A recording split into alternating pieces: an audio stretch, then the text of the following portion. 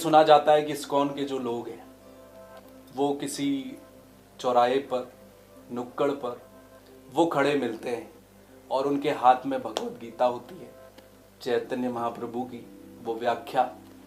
वो कहा जाता है कि ऐसी क्या नौबत आती है कि ये इस्कॉन से जुड़े हुए लोग अलग अलग चौराहों पर खड़े होकर गीता बेच रहे हैं। कई बार ये भी कहा जाता है कि क्या आप गीता जैसे उस महा काव्य को और उन बातों को क्या इस तरह से कमर्शलाइज किया जा सकता है। पहले आप इसका सवाल का जवाब दीजिए, मेरे पास इससे जुड़ा एक सवाल और है फिर। देखिए, ये बिल्कुल कमर्शियल नहीं है, ये आज के दिन की आवश्यकता है। लोगों को इतना समय भी नहीं है, लोग बहुत बिजी हैं, लेकिन हम जाकर उन तक पहुँचते हैं, ये भगवद गीता देते हैं ताकि उनकी जीवन में परिवर्तन आए।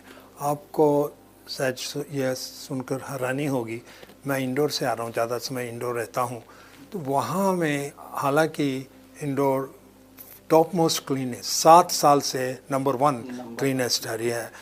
जो लोगों को बात नहीं मालूम है कि इंदौर में युवा में सबसे ज़्यादा सुसाइड भी हो रहे हैं, ये बात लोगों को इतनी नहीं मालूम। ये इसलिए कि उनको अस्तित्व नहीं है, जीवन का मतलब क्या वो नहीं समझाया जाता। हमारे वक्त ऑल आउट जा रहे हैं, हमारे बुक वितरण से कई ऐसे युवाओं को हमने बुरी आदतों से बचाया और जीवन का मीनिंग क्या है वो बताया है। ये अवश्य है, ये नीड ऑफ द आवर है। हम तो कल्याणकारी हैं, सबको दे रहे हैं। चैतन्य महाप्रभु जी का आदेश है कि सबको आप ये कृष्णा कॉन्शियसनेस दो। बिल्कुल प्रभु जी, मेरा बचपन, मेरे पिताजी मुझे याद है कि वो हमेशा गीता का पाठ किया करते थे जब मैं छोटा था। और उसके बाद प्रोफेशनल लाइफ में जब मैं बाहर निकला तो उनसे मुझे लंबे समय तक अलग रहना पड़ा। अभी भी मैं उनसे अलग हूँ और इस बीच मुझे लगा कि वो गैप हो गया है। मैं उसके बाद गीता माफ कीजिएगा, मेरे हाथ में आ ही नहीं पाई। इसी देहरादून में सर्वे चौक में एक दिन, आज से करीब 7 साल पहले, मुझे इस्कॉन के ऐसे ही 2 लोग मिले थे। उन्होंने मुझे वो चैतन्य महाप्रभु की व्याख्या वाली वो गीता दी और मैंने उसको फिर गीता को दोबारा पढ़ना शुरू किया।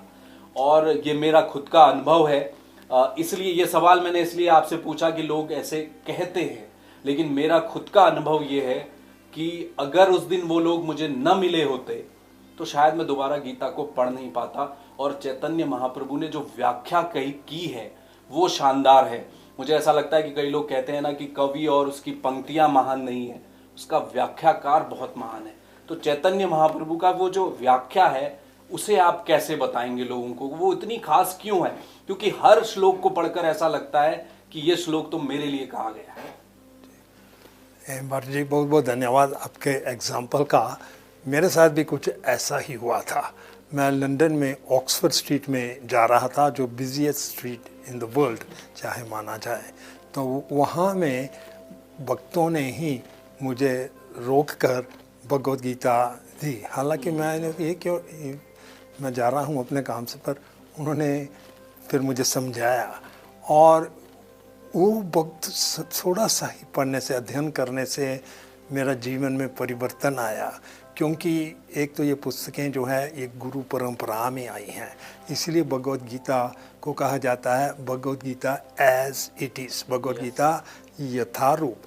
ये इस्कॉन की फ्लैगशिप ग्रंथ है, और भी बहुत से ग्रंथ हैं, भागवतम, चैतन्य महाप्रभु टीचिंग, ये फ्लैगशिप है Bhagavad Gita as it is. आज तक जैसे मैंने कहा 53 करोड़ पुस्तकें बिक चुकी हैं, डिस्ट्रीब्यूट हो चुकी हैं।